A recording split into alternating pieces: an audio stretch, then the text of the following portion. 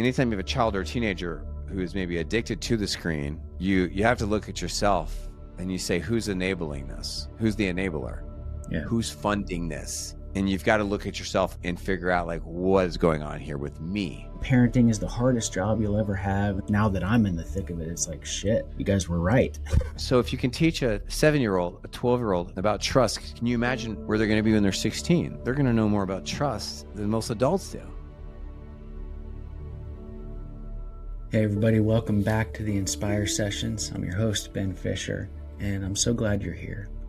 If you haven't already, make sure to follow or subscribe wherever you listen to podcasts, whether that's Spotify, Apple Podcasts, YouTube, or all the other channels that you could possibly be finding this on. Make sure you follow. That helps us to reach more people with an inspiring message of hope. And today we have an amazing guest. His name's Sean Donohue, and he's a family coach, and we're going to talk a little bit about screen addiction. I know that's something that I desperately need help on. So excited to have that conversation. Once you subscribe to whatever channel you listen to this podcast on, make sure you hop over to benfisherinspires.com and check out our blog section. It's called Mindfulness.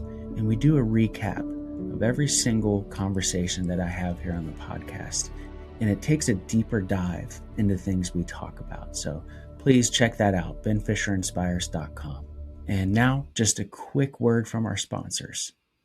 Taking the first step to overcome addiction is always the hardest, but Better Addiction Care makes it so much easier. With the free 24/7 helpline, they connect you with the top-rated treatment centers all across the nation. So no matter where you are, help is available, and you're not alone. Real help is just a call or a click away. Visit betteraddictioncare.com. No judgment whatsoever. You're not alone. There's people out there who want to help you, people who have been through what you're going through. Right now, your ideal client is searching the internet, but will they find you? SEO is shifting faster than ever, with AI reshaping how people search. And if you're not adapting, well, you're invisible. But Brand North stays ahead of these changes, using ethical, data-driven strategies to keep businesses in front of the right people. But they only take on a limited number of clients per year, and spots fill up fast. So don't wait. Visit brandnorth.com today. All right, let's get into it. Sean. Hey, how's it going, Ben? Going good, man. Good to see you face to face. Yeah, you too. Hey, thanks so much for having me. Yeah, man. Thank you so much for being here. You don't have your ball cap on, man. I thought we were going to be ball cap bros. I do like rocking my cap quite a bit. I do. I do. Yeah, tell me a little about yourself. I saw some of your stuff. You guys are, especially on Facebook, so great.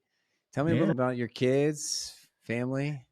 Yeah, I mean, to be honest, man, like the big reason I wanted to have you on, selfish reasons, is, as you mentioned, I have 2 kids, a 10-year-old and a 7-year-old, and man, they're a handful. And parenting is tough. Growing up, it's like, my parents would always say, someday you're going to understand. And, parenting is the hardest job you'll ever have. And you always just like shrugged it off like, okay, mom, okay, dad. But it's like, now that you're in the thick of it, now that I'm in the thick of it, it's like, shit, you guys were right. So hard. Yeah, man. That's cool. 10 and 7. All right. You married? I am. Yeah. We've been married for 13 years. I hope I just got that number right. You put me on the spot there, and I had to put it out there. It's not being recorded, man. It's all good. Yeah. Yeah, it's being recorded and blasted out to thousands of people. So if I get it wrong, I'll hear about it. But yeah, we've been married. Before that, we actually knew each other in high school. Me and my wife, Olivia, is her name. Nice. She's a wonderful woman. We actually knew each other before high school, middle school, actually. And we were just friends. And then back in 2006, we ran into each other. She had moved off to college, and I went to college down in Florida. She was in Oklahoma, and then we met up back in our hometown, and just the sparks flew. And ever since then, we've been together. So we were actually together, I think it was 7 or 8 years before we got married. So we're going on like, however many years that is, 20 years almost. That's great, man. That's cool. Yeah. Where are you based out of? So right now I'm in South Carolina, but my wife is from Toronto, Canada originally, and I'm Okay. from Cincinnati. Her Okay. family moved to Cincinnati. Her dad's a big P&G'er. Actually, he one of the three people who invented the Swiffer sweeper, believe Oh, it or wow. not. So Wow. that's an A interesting little fact. fun fact. Yeah. I'll give all my followers out there that didn't know that. Yeah, good old Nick Polachicchio. He's a cool guy. But yeah, man, I'm really excited to have this conversation. I really want to direct it at something, as I mentioned. Okay.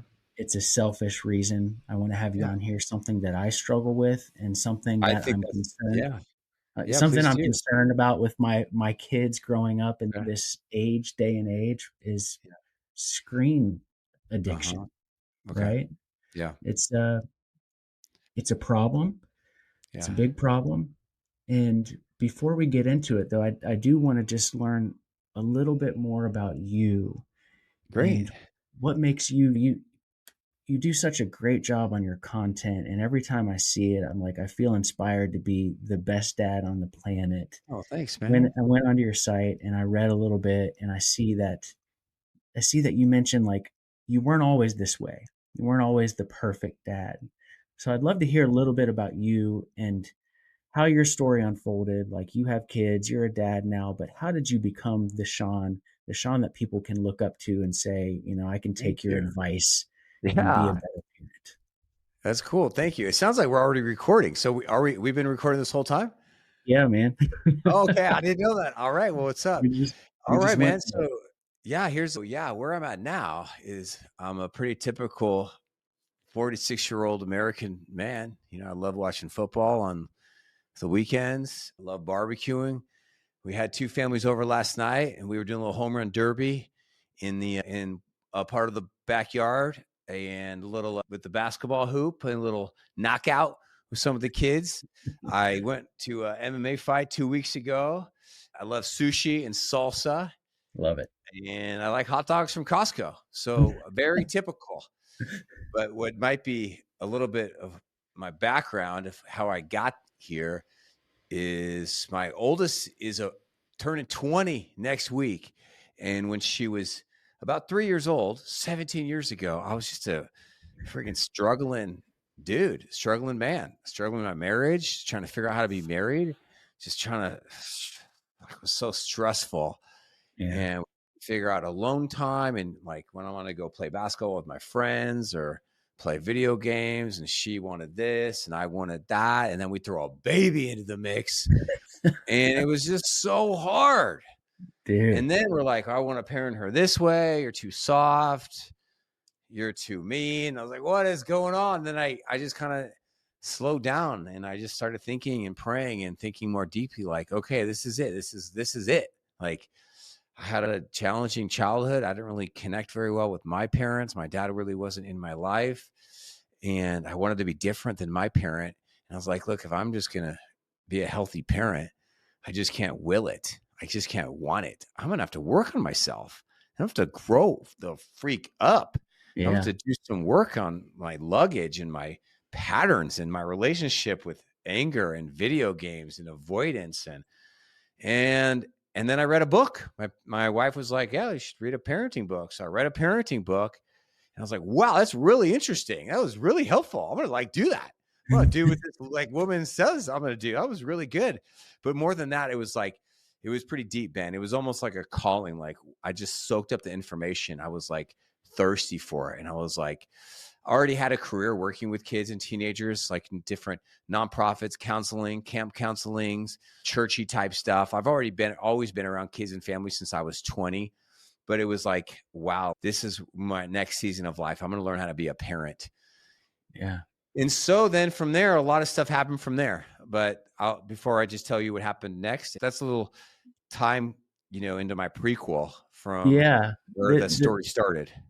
That beautiful job. And I'm sorry to throw you into the recording. I sent you a note. You must have missed it beforehand that like, hey, be prepared. Like we're going to be recording right away. I just love to Okay. capture that first Oh yeah, connection. So man. It's all glad good. It's glad all we got good. it. Yeah. Sorry to Yeah. sorry to spring that on you. But It's good. I love the fact that you're coming from a place of, you're not just some sort of guru who knows it all and who has been perfect for your entire life. You're coming from a place of realism, of Yeah. experience. I've Mhm. experienced the other side of this where I wasn't such a great dad or such a great Definitely. person in this certain instance or this sense. Mhm. And I think people really relate to that, because nobody's perfect, first of all, Right. you know, and Yeah. so, the question really is like, why should anybody listen to Sean? Why listen to you? What makes you special in that sense? And I Mhm. would wager to say that maybe you're not special in that sense. It's just the fact that you've lived it and you've gotten to the other side of it. And I'm Yeah. wagering to bet you're not perfect yet.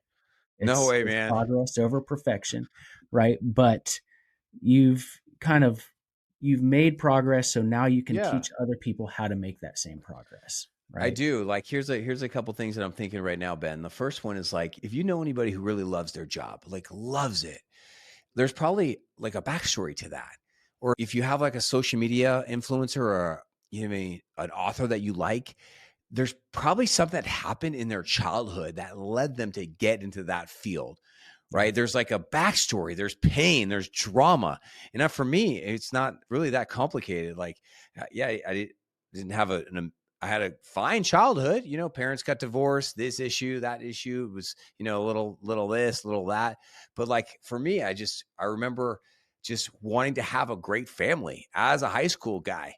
And I was planning a different career in comedy and entertainment at that time and up in college. And I was like, I didn't have plans for any of this. I just knew like this is what I really want in life. This is what success looks like for me. I just want to have a family. I don't want to be healthy. I don't want to get divorced. I want my kids to like me. I want to mentor them. I wasn't planning on like any of this. And then I think for me, the way I kind of processed what's happened from that day that I picked up my first cell phone and I went up to my front yard, and it took me 2 years to get the courage. And I picked up my phone and I made my first parenting video, and it sucked and it was embarrassing. And I was like so embarrassed. I was like, I hate this. But for me, there was like a calling. I was Yeah. being called into be a dad, being a regular man, making content. And I don't love it. I don't love being on camera. I'm not addicted to it. I don't love social media, but I do this because I feel like this is like what I'm supposed to do. And I feel like I have a gift. So am I normal? Am I a typical person? Absolutely. But we all have gifts. We all have superpowers. We have strengths. And for me, for some reason, I think it's from God personally. Like I'm just called to help people with parenting and make positive, encouraging stuff through podcasting and social media, and then work with my clients, people in pain. People are like, I don't want to do this anymore. I'm sick of this cycle. How do I get my kid to this? How do I change this pattern? And so like I tell people all the time, like, I don't know much about much. I can learn so much from you. But yes, I have accumulated a lot of wisdom over the last 17 years, like in enormous amounts of wisdom that I've learned from books, from wiser people. And I love sharing it with people because I think it's really important. I think good parenting changes the world. And I think that's the dream for the majority of like adults. You might dream of Ferraris or mansions or lake houses. Those are all dope things. But for most of us, it's like, yeah, like I don't need those things, but I really want my family to be happy and healthy. And I want to do this right. Amen, man.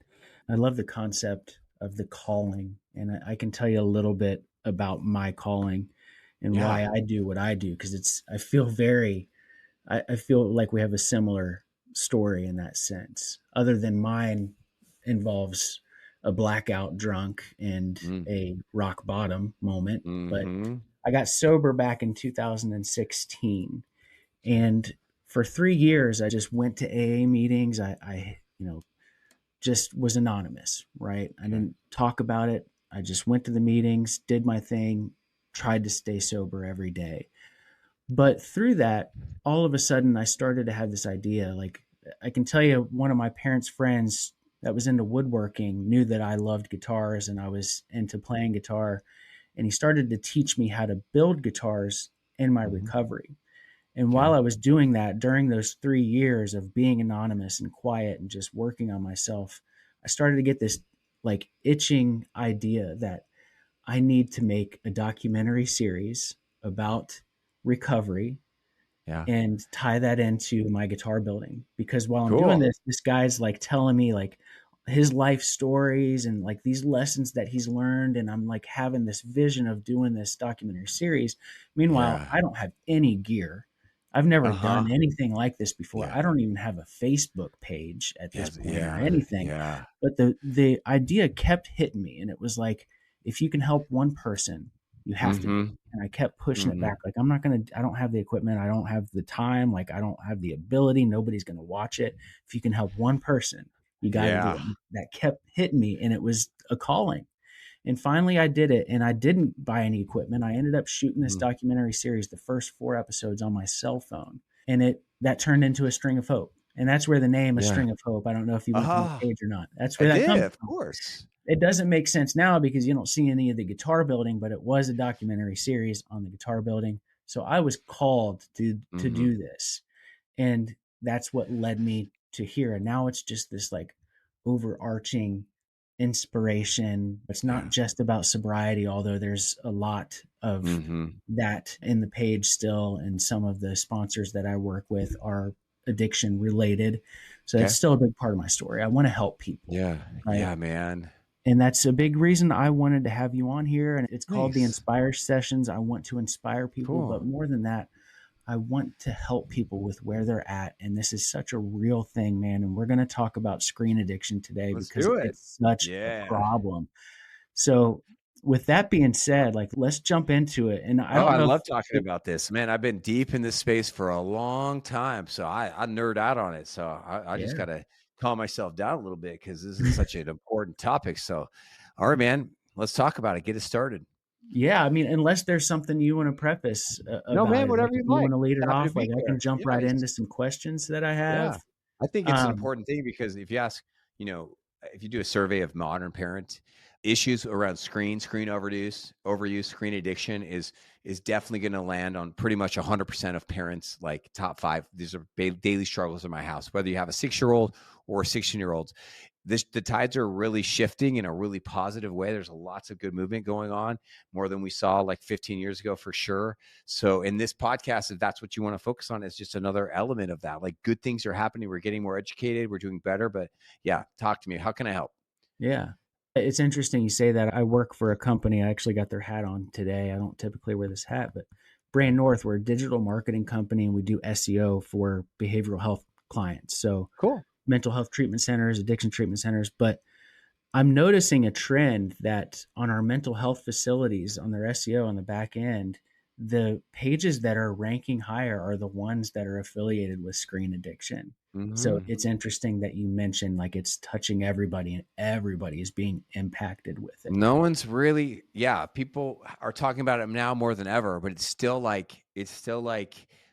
not there. Like there's still so much growth, so much more education that needs to be done. And just have hope, everybody. The Yeah. tides are changing. Good things are happening. We're finally getting these screens under control with kids. And I can tell you the specific what that means if you'd like. Yeah, for sure. I think let's start first. If you could just define what is screen addiction. I know it's pretty obvious, right? Hmm. If somebody's addicted, but I think it's important to define exactly what screen addiction is. Sure. Like, are you Yeah. addicted or are you not? And how do you know if your child is Hmm. actually having this issue of screen addiction? So yeah, so good news also too. I wasn't like planning on saying this, but I actually wrote a book, a free book called How to Break Screen Addiction and Stop Before It Starts. It's free. I used to charge people for the book, and I'm like, this is just too good and too important to like charge people for. So you can find it on my website. It's free. And we're actually about to release the latest version of it because I've done 2 versions already, starting like 4 or 5 years ago. And What so is we the actually type? define that and you can find it on my website, parentingmodernteens.com, or you can just find me as family coach. Just click that Awesome. link in my bio and it'll take you there. And so, yeah, there is an actual like thing called internet addiction disorder. There's also a video game addiction disorder in the big book of like mental illnesses. And yet they have, it takes years to get an actual diagnosis to end up in the book, in the big like DM is what it's called. And so without boring you, here's the best way of understanding it is that you are the one, you parent are the one. This is really has screens have more to do with you than it does with anyone. Mm, So every parent actually determines in their own mind what is healthy and what is not healthy. And partly why we have to do that, and this actually kind of pisses me off, is because if you go to the government websites, the CDC, and you read what the government recommends for screen usage, it's a freaking joke. It is so dumb. It's like a middle school kid wrote it. It's so general. It's not even helpful. And then if you're looking for information for like how to do it with on the teen years, it's like nothing is on there. It says, yeah, balance screens, talk to your kids about screens. And if you go to google.com, snapchat.com, apple.com, guess what they find? All you're going to find is freaking bugs that sound like crickets, no information. So the smartest guys in the room, the geniuses who invented all these apps, they give you no information on brain chemistry, on neurodevelopment, or even neurodiversity or on any of it. And they know it, but they're not giving it to us. And so I have good news and bad news for you. The bad news is you're kind of on your own. You're on your own. You go to some stupid government website. The good news is that you can do this. You're a parent and you have always been responsible for setting the boundaries, setting the values, setting the morality of the home. And you can do this. And so I hope you like my answer. Like if you feel like your 4-year-old is spending too much time on screens, if you're not comfortable with how your 14-year-old is on screens, well, then you've already made the decision. It's not a win-win. The best way of thinking about screens is does this feel like a win-win? Does this feel comfortable with me? And here's a very simple way of thinking about it is every screen is like having a rifle, a gun in the house. It's extremely dangerous. You should not give a 5-year-old a firearm or a sharp knife. They're not ready for that.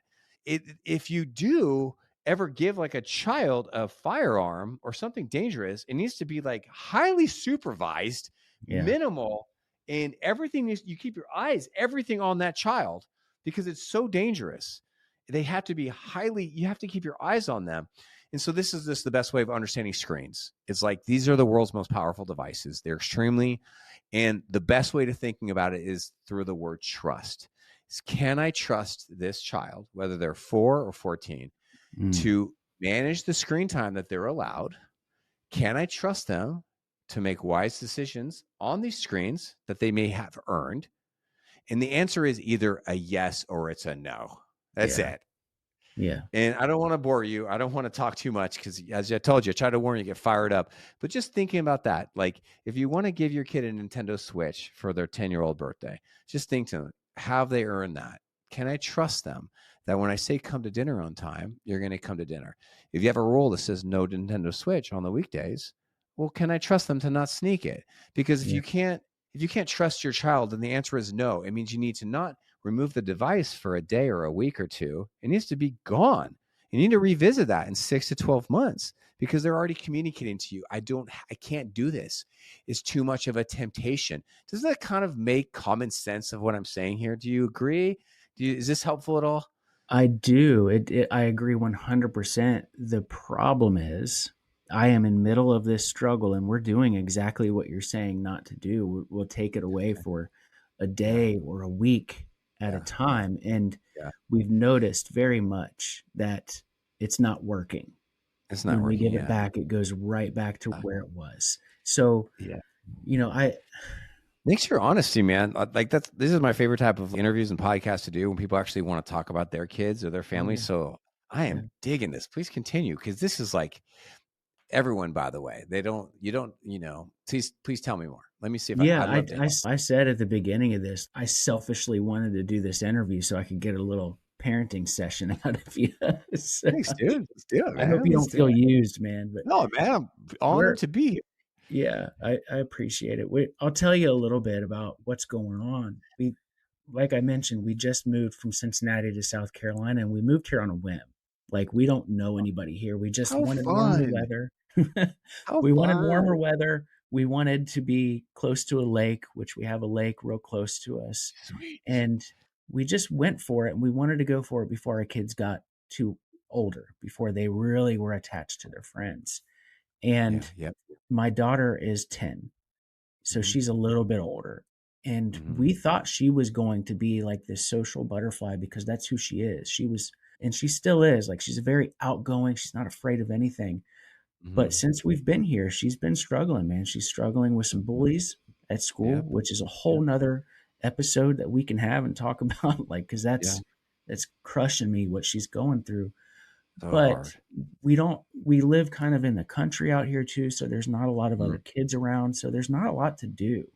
And mhm. daddy works Yeah. all the Yeah, you time, have to and make money. Yeah. I Yeah. work a lot of times from my phone, right? So it looks Sure. like daddy's just on his phone, just Mhm. goofing off a lot, and they see that. So I'm struggling with this guilt of like, you know, me and my wife both work from home. So if they are home from school for one day or they're off for a week for whatever reason, like it's hard to figure out what to have them do while Yeah. we need to do our thing. So Right. I'm struggling with the whole like take it away for 6 months and revisit it. What do you do? What Mhm. are some tips Yeah. like if you know you Yeah. need to take that away? Okay, so let me respond to that question second.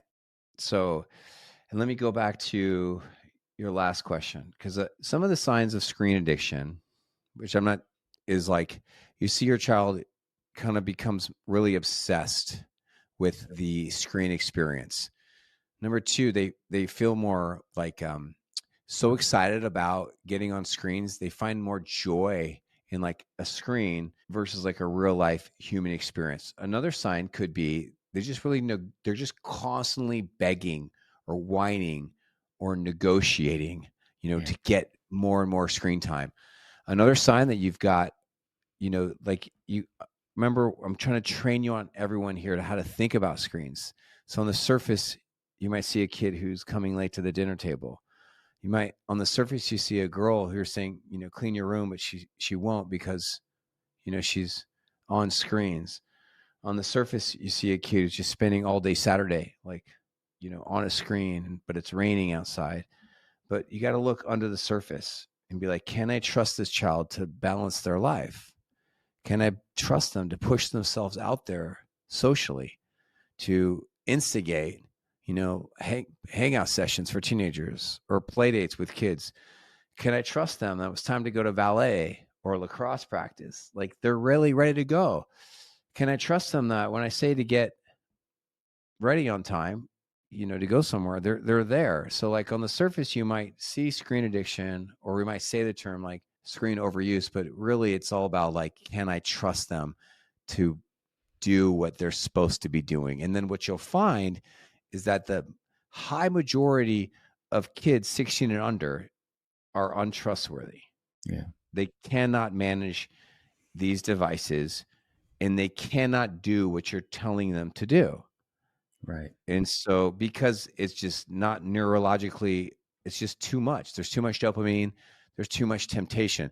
So, before I give you some thoughts on your 10 and 7-year-old, which I love to, can I get your opinion on what I said? What do you think about what I said there?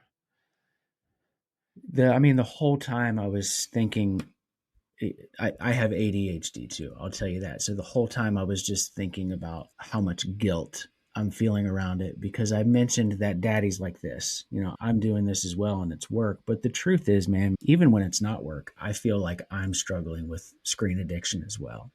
Dude, So yeah. it's right now, it's not just I feel like it's my fault that my kids are struggling with this, right? So there's all that guilt. And that's basically all I was thinking of when you were just Yeah. talking there, to Man, we're be just, 100% love, honest. I love how real you're keeping this. This is like so good. Okay. So now it's like, if I could, Ben, let's just keep going back in time a little bit. Yeah. So, what we are really struggling with as parents is we often talk about how this is the first generation of kids to grow up with screens in their pockets, in their bedrooms, in their backpacks. Well, we are actually the first generation Yeah. also. We're the Yeah. first generation of parents who have kids who have these screens or want these screens. We're the first generation of a kid who, when your kid goes to school and they're in 5th grade, some of the kids have phones and some of them don't.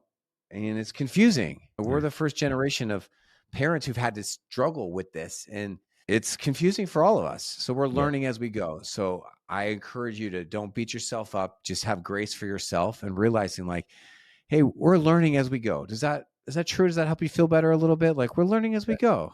It does. Learning as we Good. go. And it's like Yeah. it's not too late to make adjustments, make No, changes. it's And not too I have to late. like I can't go down that rabbit hole of like, have I screwed my kids up with letting them have their devices too Don't much? do it. Don't do this Good. is like Thank because you. that shame, that guilt, whether it be about this topic or that topic, it just doesn't not only produce good things in us. What does produce good things is just having these open conversations like we're having now and being like reevaluating. Hey, do I need to make an adjustment Yeah. as a parent? Do I need to pivot? Yeah. And It's apparent to me that we need to make a pivot. And I really think that more than just taking the devices away from my kids, I need to be a better role model in that sense yeah, of, when it is time for me to put my work down, I need to put mhm. the phone down too. And we need to change our habits and do something different. Like I mentioned, we have this beautiful lake on our Yeah, man. property. I'm so excited for the summer to come to where we can get out on it and Yeah. spend more time. And I'm working on doing, like, this is another aspect of this. I'm working on building all these things in my life, and the Mhm. thought is like someday I'm going to build something so good that it's going to kind of run itself, and I'm going to be able to step away and have more time. But it Yeah, always yeah. ends up just taking more of my time, so I need to Yeah. find that line too. But yeah, Yeah. it's just, that's where I'm at. Yeah. Yeah, man. Yeah, I love it. Thank you. Here's a couple more things like before we can talk to our kids about screens, it's good to talk to ourselves about screens.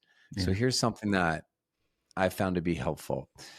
We often give children screens because there's actually a little bit of fear that is inside of us. So open your mind for a second and just everyone think back to why you've given your children these screens. One of the common reasons that people don't talk about is a fear. So we're afraid that if I don't give my child a screen, that they're going to be missing out on something, maybe socially. Yeah. They're going to be left out of a social circle. I'm afraid because I'm a single parent and my spouse is not in the house. I'm all by myself. So I'm afraid that if I don't give my child screens, well, they're going to be lonely and bored and disconnected. Let's say this. I'm a divorced, I co-parent and have a challenging, hostile, co-parent. So I'm afraid that if I can't stay in touch with my kid, they're going to maybe like drift away from me. We're going to become distant. I'm afraid that if I don't give my kid a screen, well, they might get kidnapped and I won't know where they are. I'm afraid that we just moved to a new neighborhood and they have no friends. So I'm afraid that hurting my child by not giving them screens because they have no friends because they just moved here. Yeah. I'm afraid because it's 2020 and it's COVID. And I'm afraid that my kids are going to be bored and disconnected from people. So I need to keep them these screens so they stay connected to their schoolwork or they stay connected to their friends. You see, I could literally go on for hours on this. Are you vibing with me? Does this sound Yeah, I mean, familiar? yeah. Well, yeah. I mean, you hit the nail on the head with mentioning us in a new town, and that's exactly because they have made a few friends, and those friends have phones, and my daughter wants to get on her phone to spend time with these friends, and it's like, okay, well, she doesn't have a lot of friends here. We don't want to keep her from the Right. ones that she actually does have.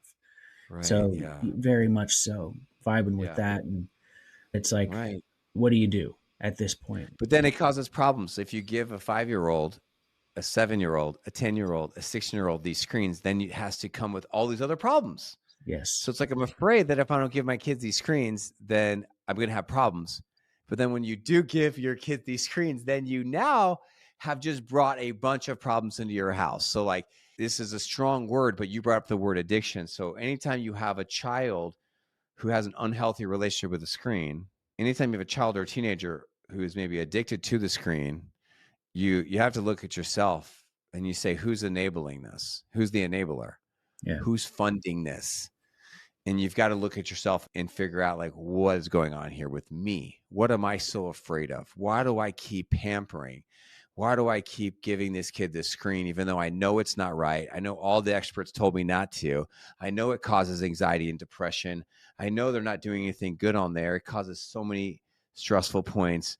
Like what is happening? So see, it's just such a complex topic, man, isn't it? It is. It really is, and it's a scary topic too. And I think about my story and how dark things got for me in the depths of substance use, and it just worries me that the things that we're doing and the fact that I've given these screens to them and they have become addicted in a sense to them. It worries me that has caused like damage in the future, and it's like it's me like going against everything I talk about on my page, like just following down that rabbit hole of Dude. depression and fear and anxiety. But your kids have a way of doing that to you. You know, there's this line, something along the lines of, as soon as you become a parent, you've basically, you're going to be a worrier for the rest of your life. You're going to be worried for the rest of your Oh life my when you're gosh. a Well parent. said. There's a saying. I don't agree with that at all, and I hate it, but I do agree that's a saying. Yeah. Just like it's a saying that many parents say, you can only be as happy as your least happy kid. Talk about a dysfunctional phrase.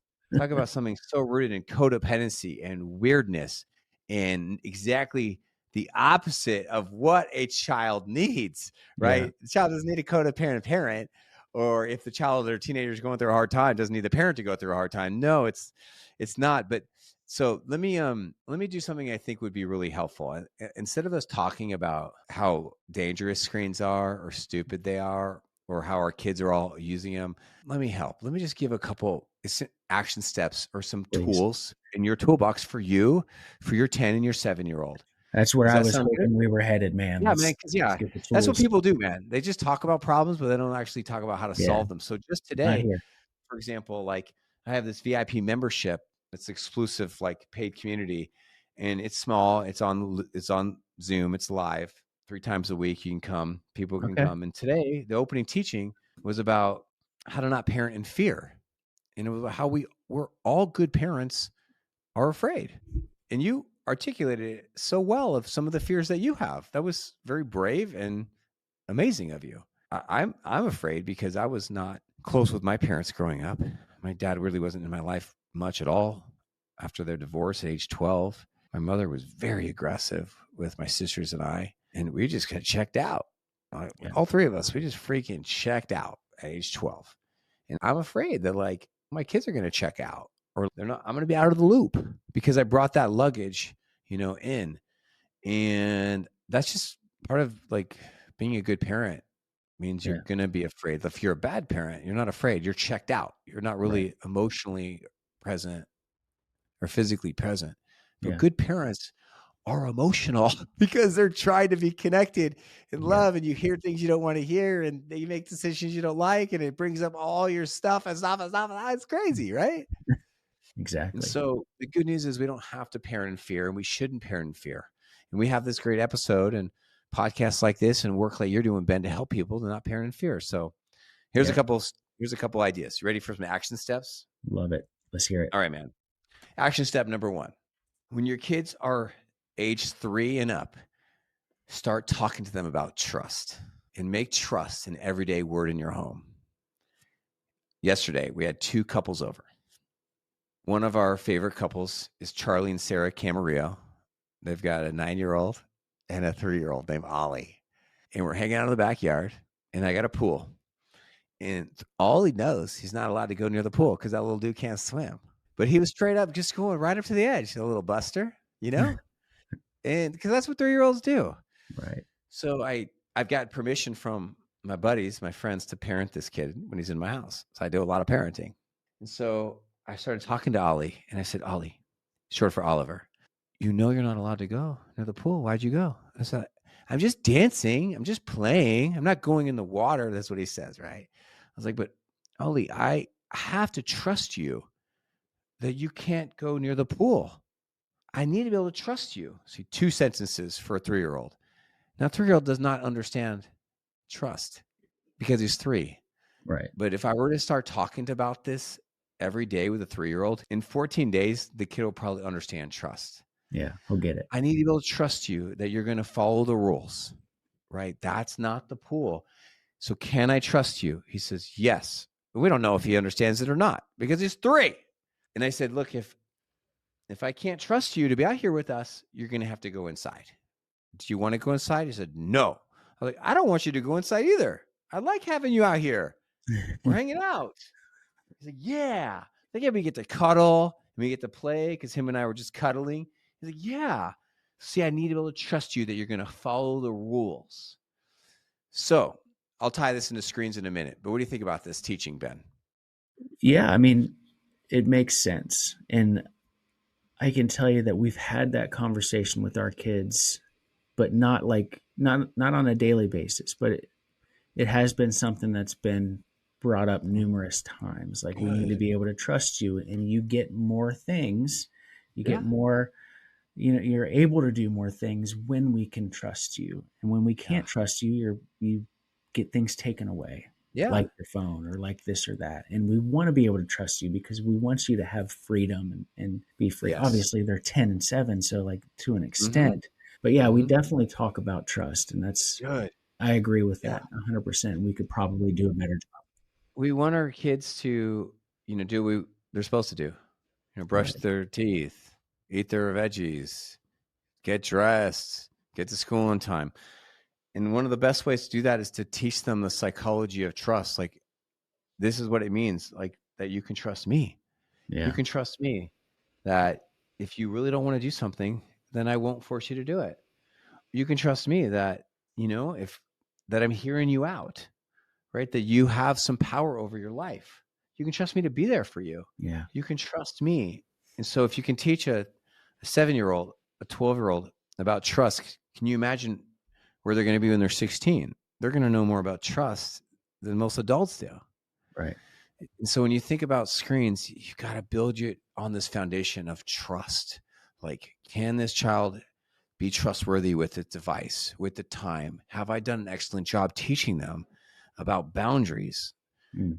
Tip number 2, help them see that how they keep trust and how they break trust actually affects you, your feelings, your emotions, and the actual relationship.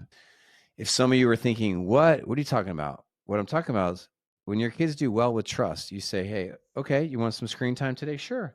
Yep. Okay. You get your hour of screen time today. You could say to them, so can I trust you that when your hour is up, you're going to turn it right in? No arguments, no complaint. Can I trust you? Yes. Cool. Can you look me in the eye and say, Dad, you can trust me. I will get off the screen on time. Sure. Okay, do it. Okay, Dad, trust me, the screen, on the time, you. That's how 7-year-olds are going to start talking about trust in the beginning, right? They don't understand it. Yeah. So when they keep trust, you say, hey, that really meant a lot to me. It feels so good that I got a kid that I can trust around these screens.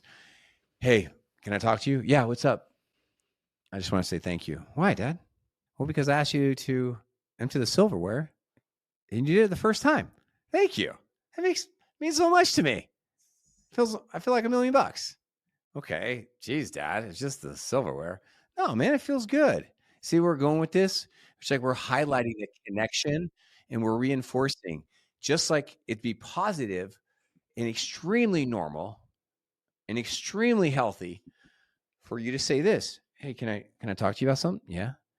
Hey, so you gave me your word that you were gonna come to the dinner table on time, and you didn't come. Oh, okay. I'm sorry, Dad. My game ran long. It's Fortnite, and it goes longer, right? But that's what we talked about. I need to be able to trust you that when I say come to the dinner table on time, you come. Like, the food is here. Oh, Dad, it's not my fault. I have homework, and I have this. I don't know if you're hearing me. I don't know if you're hearing me.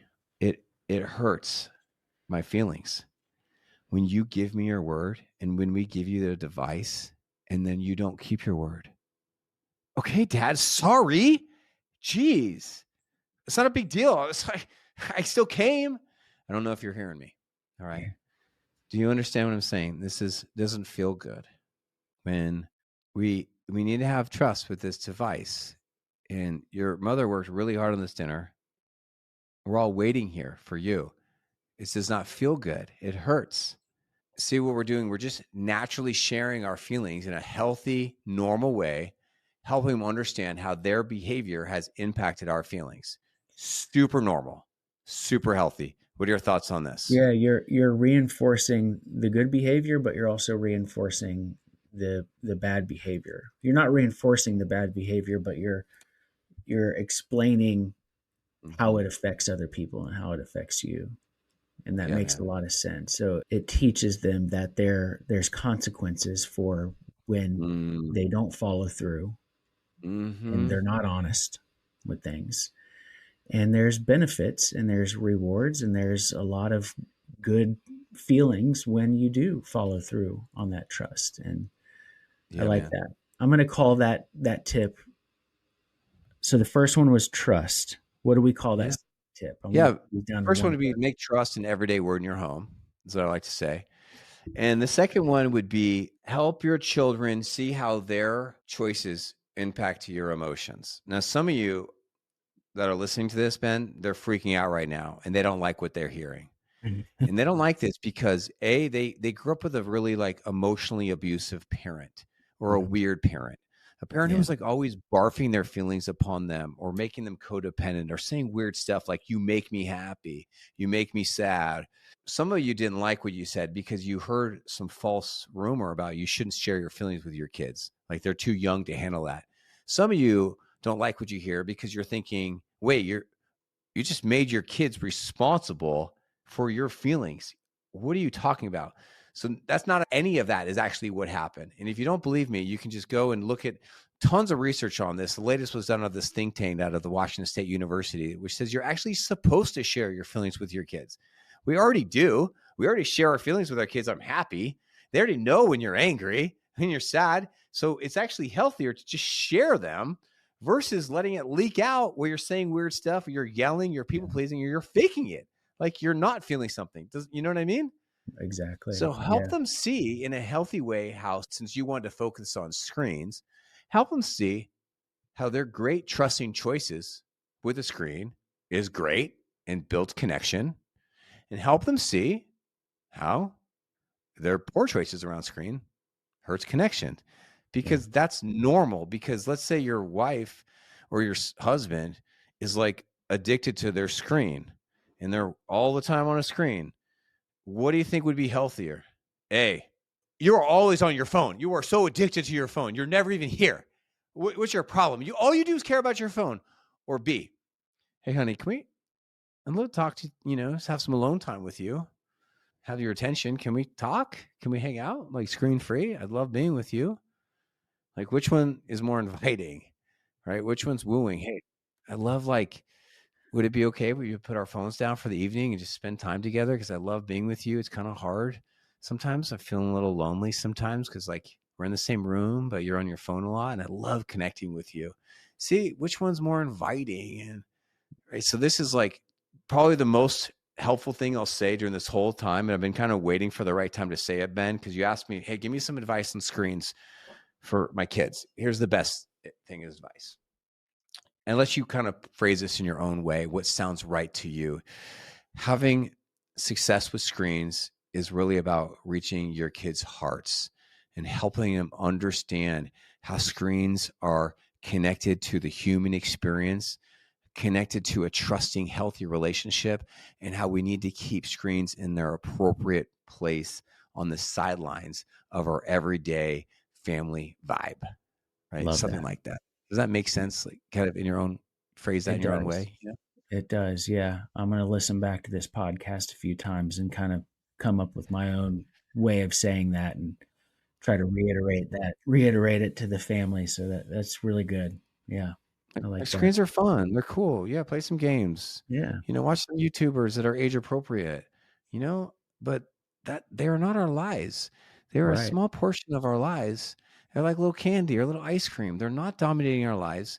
And your relationship with your screen and the people through that screens is not more important. This is more important. This Yeah. family and having in-person friends and experiences. Yeah. There's a lot of work that needs to be done on my end of things. But the beautiful thing is, like, I've made a lot of big changes in my life, and, I can change this too. And that's what I want to say to anybody out there who's struggling with anything, whether it's screen addiction with their kids or any issue with their kids. That's just one thing we're dealing with in our family with our kids. There's some other issues too, like I mentioned, the bullying. But I Yeah. just want everybody to hear, like, you're capable of making Yeah. amazing changes in your life, and it may be only one thing too that you need to change that could make the big change in your life that you want to see too. I Yeah. know it seems hard, and it seems hard because a lot of times you look at the big picture, you look at the whole staircase. I think there's a Martin Luther King quote about that, like, don't look at the whole staircase, just concentrate on the first Mm, step. So with that being said, for me, if I want to start to make that change in my life as soon as I leave this room, Mhm. what's that first step? How do I Mm. start to make that change immediately? Like, what are some real And world? are we still focusing on, like, screen balance? Is that what we're still doing here? Yeah, I think so. Yeah. Yep. So I think it really starts with the inner work, Ben. Like, because so many reasons why we give kids screens is because of ourselves. We are afraid of the conflict that's going to happen with our kids, the outbursts, the arguments, the negotiations. We are afraid that if we don't give our kids screens, they're going to be lonely. They're going to separate from their friends. They're going to be bored, and so that's really where you start, is like, Yeah, what is happening inside of me that I'm having a hard time stepping into this tension of setting good boundaries and limits on my kids? yeah. That's So where I think I can sit with my wife and we can kind of analyze what is the fear. What what is is the the fear fear? that's causing us to just hand over the phones to our kids? Yeah, What's it's a very personal question. You don't need to answer it. Would you like to answer Yeah, the I was question just now? Like, thinking. what are you, and I can go too. I can tell you what I'm afraid of. What are you afraid of? Because you're the one telling us you feel like a little uncomfortable with your kid's relationship with screens right now. You Yeah, want to tighten it up. So what what's what is the fear underneath the parenting, or what are you afraid of? I think that's the difficult part, because my initial thought is like, is it a fear of me not being able to get my work done? That I feel like they need to have their device when they're around? I don't know. Like, that's what I need to figure out. What is the Yeah. fear? And Do you I feel don't know like if I have that answer yet. yeah, that's okay. I don't know if this is helpful, but do you feel like you're like ignoring your children and neglecting them by saying, "Hey, okay, no screen time. We're gonna," like, you're not a good parent because they're like have nothing to do after school? Yeah, that could be a big part of it. Like we mentioned earlier, like they only have a few friends, so it's like I want them to Yeah. have fun. They Yeah. At our old house in Cincinnati, they could walk out the front door and they had friends in the Yeah. cul-de-sac, and we So would do you that often. all that would totally make sense. It also would make sense if you're afraid of seeing your kids get sad or your kids experience the feelings of loneliness, and Yeah, you don't want them to be sad or experience loneliness. You don't want them to feel like, oh my gosh, my life was good, and then I moved to South Carolina and my life sucks and my parents are to blame. That could be another reason. I'm blaming you for my sadness. You moved me away from my friends, and then you took screens away from me. You're ruining my life. You could be afraid of the conflict or the blame. I mean, the yeah, list is huge. This is all parents, by the way, Ben. This is all of us, right? You feel like if you were to say, okay, honey, new rule from now on, we have no screen time during the week, because that's what I recommend. No screen time during the week, period. No, you'd be afraid, like, I'm taking my kids' friends away from them. I'm a bad parent. I'm hurting them. The counter side to this is that trillions and trillions and trillions of human beings have lived, and trillions of children have lived screen free for the majority of mankind. yeah, So what we're seeing now is a new form of the human experience, and it's not working out for children. And this is why we finally have people speaking up, writing books. We finally have leaders like Jonathan Haidt, who wrote The Anxious Generation. We finally have schools having the courage to be like, hey, we're moving to a screen-free school. My kids' school just announced that 2 days ago. And we're finally like stepping in to help children because they just don't need these screens. And it's not better than the human experience. yeah, And here's some good news for everyone: is everyone has heard this rumors about boredom, about the psychology of boredom. Some of you have maybe read some of the articles online about how boredom is so good for our kids. It induces creativity, social skills. It leads them to do art, music, play outside, sports. And so just have hope that you not giving your kid a screen is not child abuse. They will feel bored and they will feel lots of human emotions. They might feel left out, they might feel bored, they might feel lonely, but your child's human instincts are going to kick in and they're going to do things that kids have done for trillions of years, or however long you think that, however old you think humans been around for. Yeah. They're going to get creative. They're going to hang out with each other. They're going to hang out with their parents when they're available. They're going to make friends. They're going to do gymnastics, lacrosse. They're going to play in the woods. They're going to ride bikes. They're going to do artwork. They're going to make music. And your job is to not put screens in front of them, but just give them avenues to live out their childhood dreams. Love it. Old school. Yeah, That's that good one. news. Yeah, it is good news. And that really That's clicks good. for me. The whole boredom thing. Like boredom is good. Boredom, Yeah, man. being bored is a good thing for a child. And I think back to my boredom growing up. You know what I mean? Like we didn't have, like you mentioned that we had things, but we didn't have cell phones like this in our pocket growing up. You know, I had a guitar hanging on my wall, and I still Yeah, got buddy. 4 of them hanging right here. And Yeah. I learned how to play that sucker, dude. And it's because I was bored, you know? Because you were bored. It's because I Because was you're bored. I played basketball. I Yeah. went doorbell ditching with my friends. I had sleepovers. I went TPing. We went Dude, shopping. We walked in the mall. And then I started working at age 11. I became a paper boy and I just fell in love with work and making money. yeah. I did shady stuff like sold candy out of my backpack in the middle school. And I did fun stuff. And we lived it up, you That know? brings up another fear though, and why they get the phone, because got brought home from the cops one night. I went out with my friend, snuck out one night, tipped 8 porta potties in one night, Oh, stole all the so fun. stole all Oh, the chromies off the car wheel oh, me on our too. bikes. How old were you when you were tipping porta potties and stealing chromies? That's They're probably funny. 12, 13 years old. Yeah, yeah. Those are some mischief years. Please continue. Yeah, Yep. dude, we were doing that, and then like another fear. It's like, dude, we would get on our bikes at 12 years old and be miles Yeah. away. I mean, Yep. like, m- spend half the day just going away from Right. where you live to get back before the street light comes on. It's like that's kind of scary to think about. Like, and maybe it's because I'm a helicopter parent and I'm too protective over my kids, but like, there's no way I would let them get that far away at the ages that I did that, or the things that I did. At least I say that now. I don't know. Yeah. I don't know what it's going to be like Which when is they get up. why great realness. That's exactly why we had a talk today about parenting and fear, because our generation we are a generation of afraid parents because we grew up with social media. So we heard about the kid who got kidnapped 5 states away on the news over and over. We are the ones who grew up with all these extremely divided news stations and Yeah. clickbait theories. Look, the media is constantly telling us to be afraid when in reality, here's the truth. 3 hours ago, I was in my membership and I was talking with a federal U.S. judge who's a member. He was saying the truth is that this is the safest this country's ever been. The 80s and 90s were 3x more dangerous. This is an extremely safe country. And so that's the truth, is that your kids can go to the park and they're probably not going to get kidnapped. They're going to have a great time.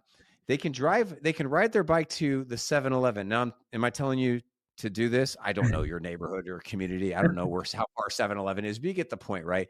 It's like, this is part of the problems, that we are so afraid of letting our kids go out there and live their lives.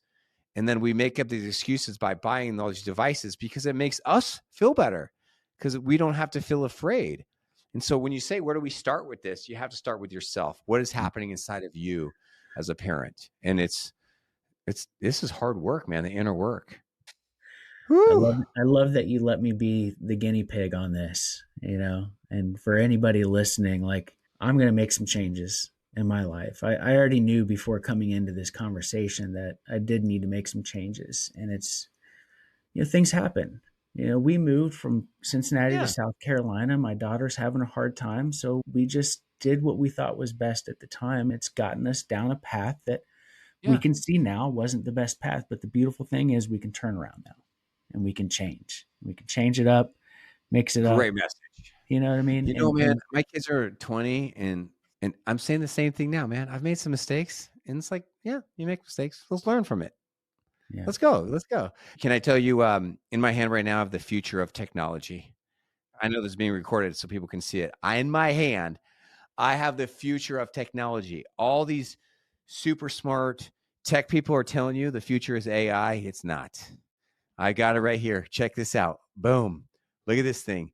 The future of childhood technology is the flip phone, everyone. That's what we're going back to.